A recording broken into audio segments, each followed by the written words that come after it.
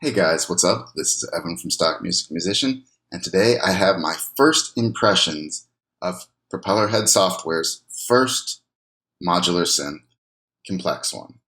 Now, as the title of this synth suggests, Complex-1, this is a very complicated thing we've got going on here. So I'm only doing my first impressions. This is not my final review, which I hope to do at some point in the future, but I know this has been getting a lot of attention, and I want to make sure that at least I can help you decide whether or not this might be right for you. So this is a great sounding synth. It's powerful. It sounds like a modular synth, or at least it sounds like the music that people make that I know use modular synths. I thought I understood what was going on with modular synths. But then I look at this and I realize that there's a whole other learning curve up there beyond the type of music that I'm used to, the type of soft synths that I'm used to. I had assumed that knowing how to use Thor and knowing how to sort of do the CV, basic CV stuff in Reason would have me well positioned to be using the Complex-1. But it's evident that there is a bit of a learning curve. So here we have an instance of it. And you can see this is just one of the default patches. Cables everywhere. You can turn them on or off. In theory, it's not that different from what goes on in Reason, but it is definitely, once you want to start thinking how to construct songs, construct sounds, it's definitely a much more complicated process. So before we go any farther, let's just listen to some of these demo sounds.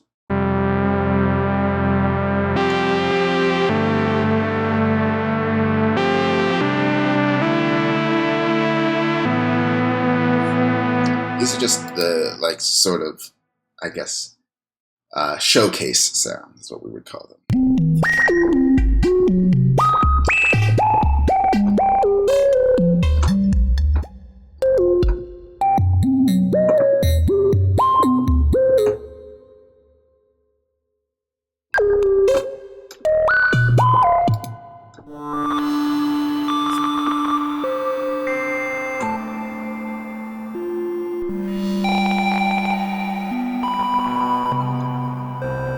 One thing I'll note is, two things I'll note actually, you're lucky because I'm going to note two things.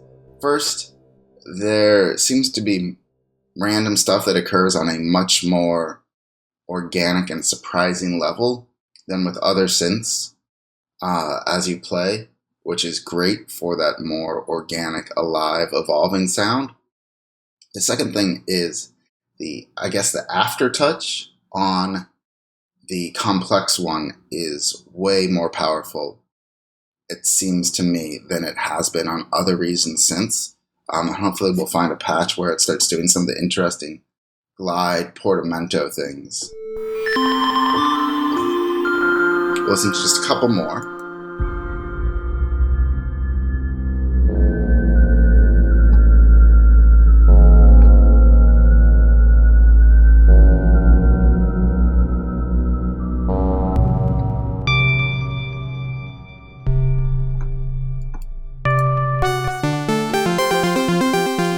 Just one finger here.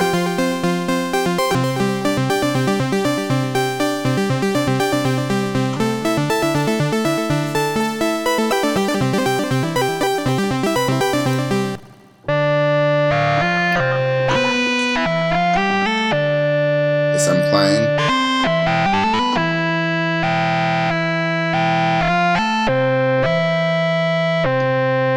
And we'll do one more patch and then we'll start talking about some of the other stuff.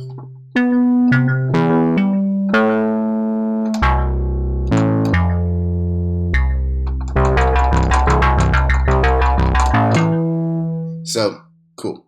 All right. You can hear the sounds are really good. They are definitely in the lane of what I would think of modular synthesis, and that's fun to play with the presets. When it comes to the actual layout of the synth, I think a lot of it makes sense. You've got the oscillators, and it's helpful color coding, main oscillators, noise. Then you've got sort of the filtering in navy, maybe olive.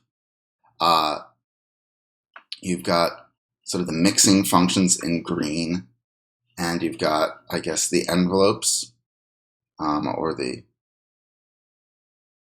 well, you've got the ADSR and the LFO in blue, and thankfully, the cables actually will match to that, which I think is a great choice. You've got the sort of routing, internal and external routing stuff up here, and the sequencing functions down here. There's also a lot of ability to, what you're going to want to do is map your keyboard to all these knobs and start fiddling with them, because that's how you really start getting these evolving sounds. I haven't done that yet. I haven't mapped it. But one thing I want to note is that there are not actually different modules here. Like when you think of modular synthesis, you think, all right, we're going to trade out this oscillator for that oscillator, this style filter for that style filter. And I'm sort of surprised that it's all just one, that there's no option to switch between them. It would be more complex than I could ever master. Well, that it's not more complex than I could ever master, but it would be an additional level of complexity, but sort of that's what I would have imagined the Propellerhead's implementation would be. I don't know. Leave a comment if you think it would have gone some other way. The other thing is that you can't actually really route much external CV into the modular synth. If you look at the back, there's just one set of CV ins, so you could put like one sequencer in, but that's it. And then you can take that sequencer and drag it. I need to turn this on. Drag it from the external CV in to some parameter.